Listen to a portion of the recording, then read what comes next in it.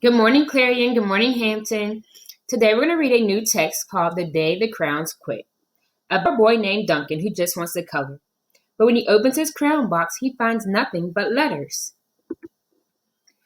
As we're reading today, we're going to focus our reading around our 5 story elements. Do you remember all 5? Great job. We have S for setting, T for talking characters, O for oops, there's a problem, R for attempts to resolve the problem, and Y, yes, there's a solution, or yikes, there is no solution. We do this because thinking about the 5 story elements helps us keep track of the events and characters throughout the sequence of the story. We will pay attention to the 5 story elements by listening carefully to the details of the text for the setting and talking characters. We'll look at the characters' actions and what they want or need, but they can't have to figure out the problem. And we'll look at how the characters fix their problem to figure out if there's a solution. Let's begin. One day in class, Duncan went to take out his crayons and found a stack of letters with his name on it. To Duncan. Hey Duncan, it's me, Red Crayon. We need to talk. You make me work harder than any of your other crayons. All year long, I wear myself out coloring fire engines, apples, strawberries, and everything else that's red. I even work on holidays. I have to color all the Santas at Christmas and all the hearts on Valentine's Day. I need a rest. Your overworked friend, Red Crayon. Dear Duncan, all right, listen. I love that I'm your favorite crayon for grapes, dragons, and wizard hats, but it makes me crazy that so much of my gorgeous color goes outside the lines. If you don't start coloring inside the lines soon, I'm going to completely lose it. Your very neat friend, Purple Crayon. Dear Duncan, I'm tired of being called light brown or dark tan because I'm neither. I am beige, and I am proud. I'm also tired of being second place in Mr. Brown Crayon.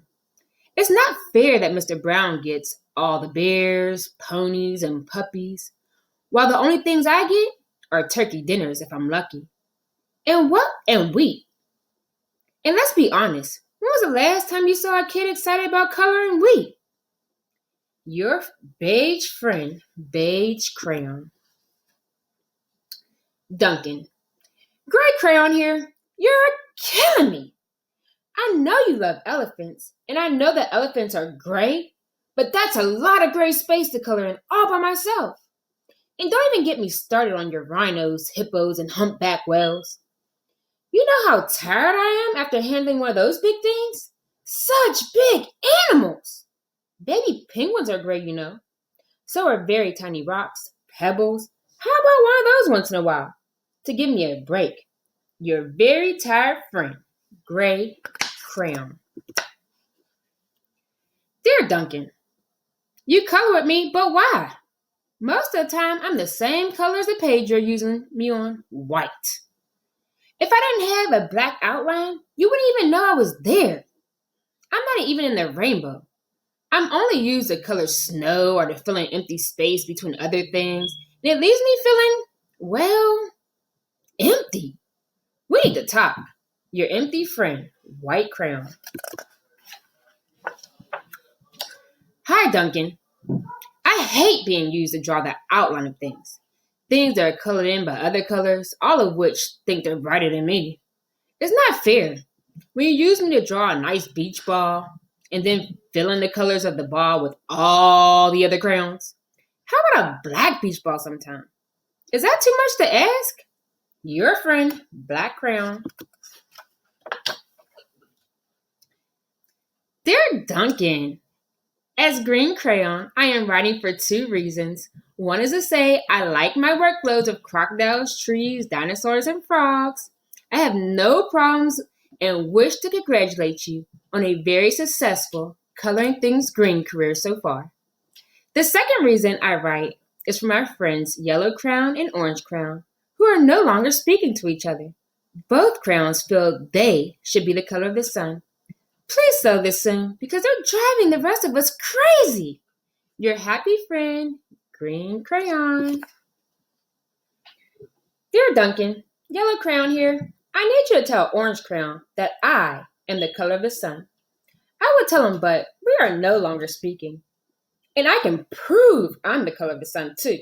Last Tuesday, you used me to color in the sun on your Happy Farm coloring book. In case you've forgotten, it's on page 7. You can't miss me. I'm shelling down brilliantly on a field of yellow corn. Your pal in the true color of the sun, yellow crayon. Dear Duncan, I say Yellow Crayon already talked to you. The big whiner. Anyway, could you please tell Mr. Tattletale that he is not the color of the sun?